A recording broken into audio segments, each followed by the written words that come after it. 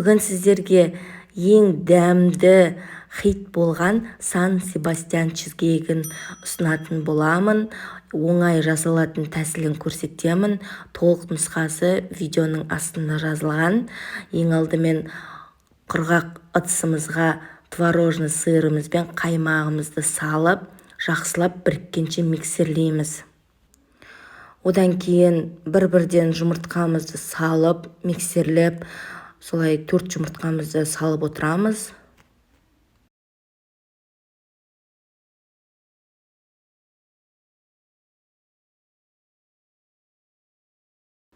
Төрт жұмыртқамызды миксерлеп болғаннан кейін крахмалымызды және қант немесе сахарный пудрамызды салып, осылай лопатканың көмегімен араластырамыз.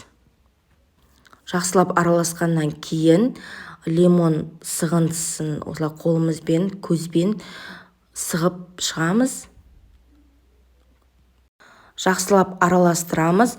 Одан кейін формамызды дайындаймыз. 20-лық диаметрлі форма дайындадым. Сыртын фольгамен ораймыз, өйткені жақсы пісуіне, және пергаментпен бумағымызды салып, салмамызды құямыз.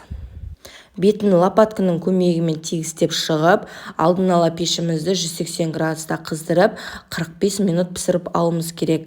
Осылай беті қызарып шығу керек. Суығаннан кейін холодильникте 2 сағат ұстай тұрып, суығаннан кейін қалауларыңызша бетіне шоколад құюға болады.